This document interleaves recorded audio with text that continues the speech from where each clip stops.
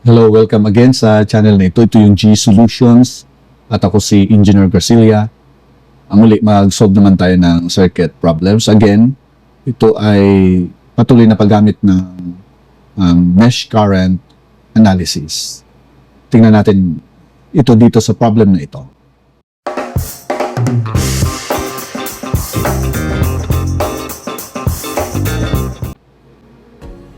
Yan. So, according to the problem, we are tasked to solve for the mesh currents I sub M1, I sub M2, and I sub M3 in decimal form.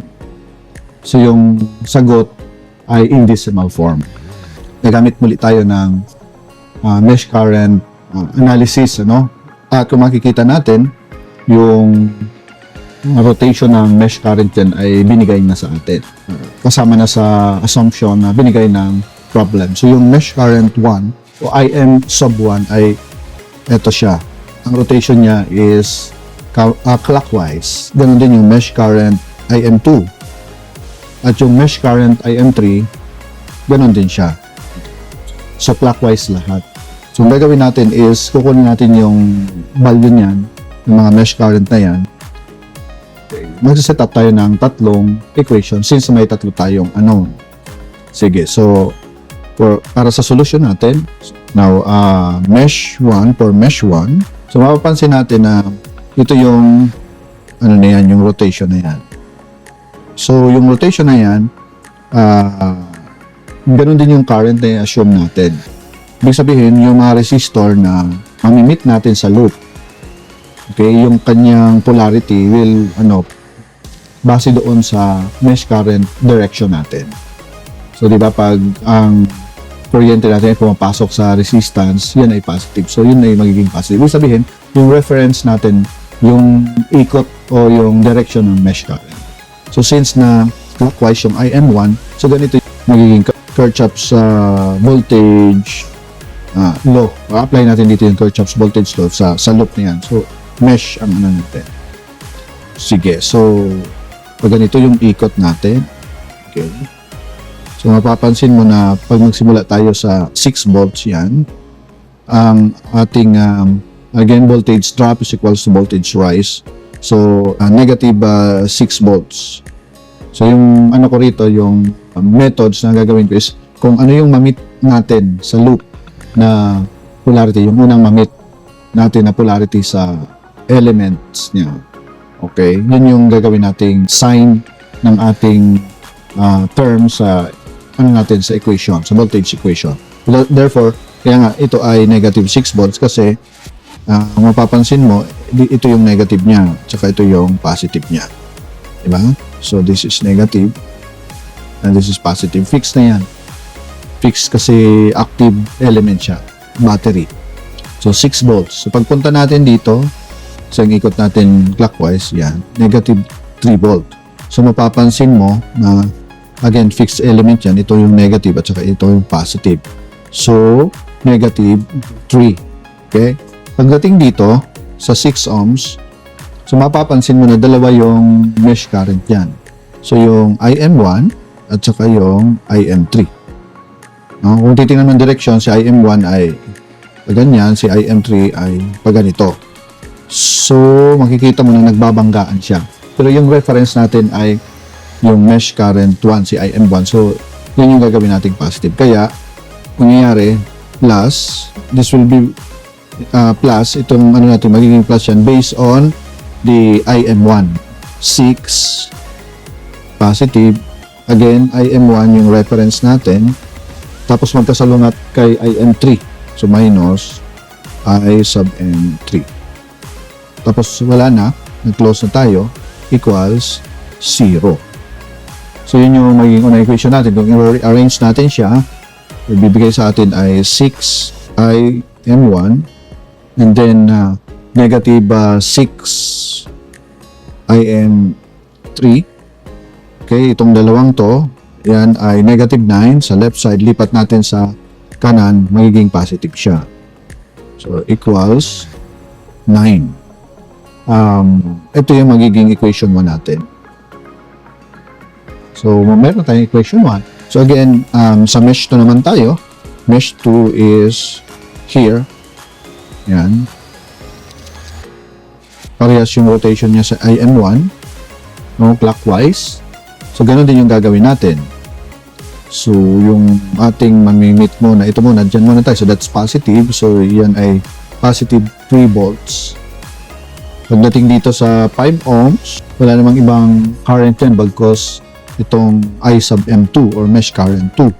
Kaya, yung voltage dyan is plus 5 times I M2.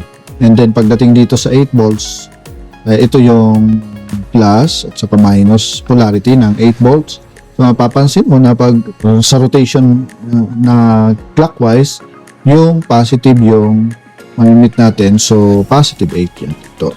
So, pagdating dito sa 12 ohms, dalawa yung mesh current natin. Yung IM2 at saka yung IM3. So, mapapansin mo, yung IM2 is toward the left, yung IM3 is toward right. So, subtraction siya. Pero yung positive natin dito, yung reference natin na IM2. So, IM2 plus 12, okay, IM2 minus IM3. So, wala na. Equals 0. So, pag rearrange natin, so, bibigay sa atin ay, syempre, i-distribute natin to, yan o, IM2. So, 12 IM2 plus 5 IM2, yan ay 17 IM2. And minus 12 I sub M3, wala namang ibang I sub 3 dyan. Tapos yung constant niya is 8 plus 3, 11. Dito sa left side, pero ilipat natin sa kabila, magiging negative 11 siya. So ito yung ating equation 2. Equation 2 natin siya. At meron pang isang mesh loop na tayo. So, this is mesh 3. So, that will be positive 3 I sub M3. At ang ating battery, ito yung positive, ito yung negative. So, yung masusumpungan muna ng pag-loop natin along sa IM3 ay positive, kaya positive yung ilalagay ko. Plus 8. At pagdating dito sa 6 ohms, dalawa.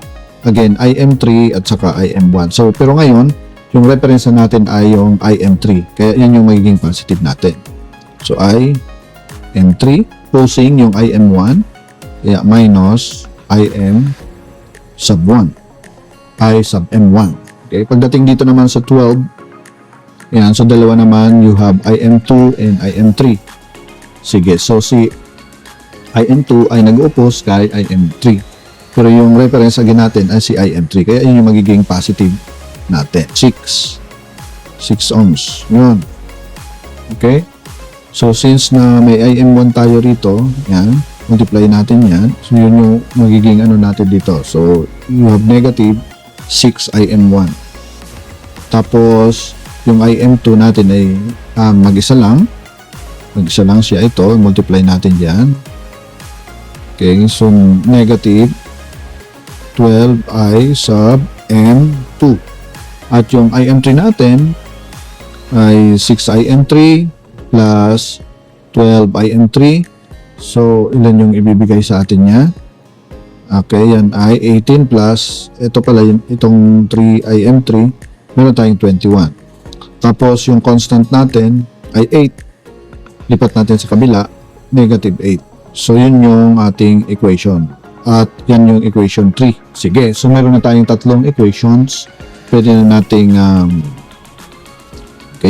i-solve using equation 1, 2, and 3. So, let us use equation 1. Gamitin natin yan.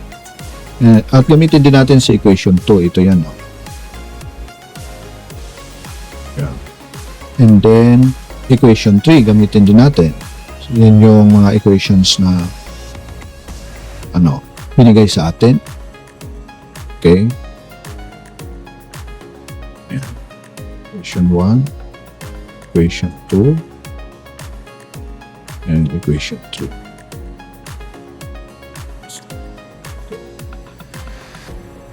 So, ano yung gagawin natin? Pwede tayong substitution. So, i-substitute natin ang equation 1 sa equation 3. So, 1, substitute sa equation 3. So, ano yung equation 1 natin? Yung equation 1 natin, manipulate natin. Yan ay actually I sub m1, yung equation 1, is equals to 3 plus 2i in 3. Okay, divided by 2. Okay, galing yan sa equation 1. So, since na alam na natin yan, gamitin na natin si equation 3. Diba? Sa equation 3 ay ito, yun. Equation 3. Substitute natin ito dito. So, pag substitute niya, solve natin to. Tapos, ito yung isusubstitute natin yan. So, ibis na isusulat natin si IM1, yung value niya yung isusubstitute natin. Okay. So, yun yung magiging equation natin. Mapapansin mo na si ito, magka-cancel siya, di ba? So, itong 6 ay magiging 3 because 6 divided by 2 is 3. Now, i-distribute natin. So, ito ay magiging 9. 9 yan. So, i-distribute mo dito. 6. Yun yung magiging result niya. So, therefore, ito ay magiging negative 9. So, yan ay negative 6. So, therefore, yung equation na yan ay negative 12 I sub m2 okay, tapos plus 15 I sub m3. Okay, so yung mga constants sa likod bibigay sa atin ay 1 because itong 9 na ito, pag linipat mo doon sa magiging positive siya. So negative 8 plus 9 is 1. Itong equation na ito, pwede nating pangalanan to na 1, 3, no? So ito yung equation. Sa equation 1, 3, ang na lang niya is IM2 at saka IM3. Pwede na nating i-combine or i-eliminate natin ang mga ilan pa by using equation 2 kasi nga yung nito ay parehas sa equation 1, 3. Yun yung gamitin natin. Okay? Equation 2 and equation ito. Duplicate. Equation 1, 3. Equation 2 and equation 1, 3. Lagyan natin ng n. Yun naman yung gagamitin natin. So, mapapansin mo na pwede natin i-eliminate dito yung ito. Ay, i-multiply natin to ng negative 12 over 17. Ano yung purpose niya? Yung purpose niya ay pag nag-multiply ito dito, magiging parehas na yung IM2 natin. Pag naging parehas yung IM2, ma-eliminate natin yung IM2. So, makukuha natin yung IM3. Mag-isa na lang siya. Ano yung result pag multiply natin yan? So, negative 12, 17, ay magka-cancel yung 17, tira yung 12. So, ito ay negative 12. And then, sa 15 naman, ang result niya ay sa may 15. So, kaya pag multiply natin ito dito, yung result niya ay negative 144 all over 17. I and 3 equals, ito yung multiply natin dito, ang result niya ay 122. Positive, no? 122 all over 17. So ngayon, since na okay na yan, itong dalawang equation ay pwede na nating i-subtract. So, i-subtract natin. Bakit? Para itong IM2 ay mag-cancel. So, tira yung IM3. I-subtract natin dito. So, ito ay 0 na. So, 15 plus 144. So, yung result niya ay 15. Minus, that is plus 144 over 17. Okay, ito ay I sub M3 equals yung 1 at saka 122 over 17. So, what will happen? Subtraction. So, subtraction siya. 1 minus 122 over 17. Now, for further simplification, itong part na ito, ay kunin natin yung LCD, ano? So, yung least common denominator niya, syempre, wala nang iba. 17 and 1, kaya 17. Okay? Ito, i-ano natin dyan. So, 17 divided by 1 is 17. So, times 15. So this is 15 times 17. Okay, plus 17. Okay, ito 17 divided by 17 is 1 times 144. So lahat ng ito ay i-multiply natin sa I sub M3. At ito naman sa kabila, sa right side, yung least common denominator niya, again, ay 17. Divided by 1 times 1, 17. So 17 divided by 17 is 1 times 122. Yan ay 122. Kung mapapansin mo, itong 17 ito ay magka-cancel kasi parehas siya. Both sides. So yung tira dito ay pag sinolve mo na ito, yan, solve mo na yan. Okay, pati itong sa kabila, pag sinolve mo, bibigay sa atin dito ay 111 ay sub M3 equals 17 minus 122, yan ay negative 115. Okay, so therefore yung ating I sub M3 ay negative 115 divided by 111. So in decimal form, ito ay negative 1.04 ampere. Yan yung hinahanap nating mesh current 1. So proceed tayo sa susunod na kukunin natin. Ito, again, ginamit natin equation 2 at saka equation 1.3 para makuha natin yung I sub M3 mesh current. Okay, so ngayon naman, gawin naman natin for mesh current for I sub M1. So dito, may mga equation tayo na alam naman natin yung I M sub 1 galing sa equation 1. Ito yun. Yeah. Okay? So yan. Dito, for I M sub 1 na tayo. So gagamitin natin itong equation na to. Galing yan sa equation 1 natin. So dito natin ilalagay. Okay, yun yung gagamitin natin. Kasi nakuha na natin yung I sub M3. Ito yung value niya. So i-substitute lang. 3 plus 2. Instead na isulat ko yung I sub M3, yung value niya, negative 1.04. Okay, divided by 2. So kung may calculator ka, bibigay sa'yo 0.46. So I sub M1 is 0.46 ampere. Dito naman sa last na mesh current na kukunin natin, I sub M2. So for I sub M2, mas ma-okay siguro na gamitin natin yung equation 2. Yan. So yan o. Itong equation 2 na yan. Equation 2. So, kunin natin siya. So yun yung gagamitin natin. So dito makukuha na natin yung I sub M2. Okay? Kasi yung I sub M2 rito ay actually negative 11. Okay? Lipat sa kabila. So magiging negative siya. Negative by the way, ito pala yung natin, positive na siya. From negative to positive. So yun yung lipat natin doon kasi meron tayong value ng I sub M3 at hinahanap natin yung I sub M2. So ito ay plus 12. So M3 natin ay nakuha naman natin. Ito yan, negative 1.04. And then, syempre, ito ay divided by 17. So kung may calculator ka, ang bibigay nito sa iyo ay negative 1.38.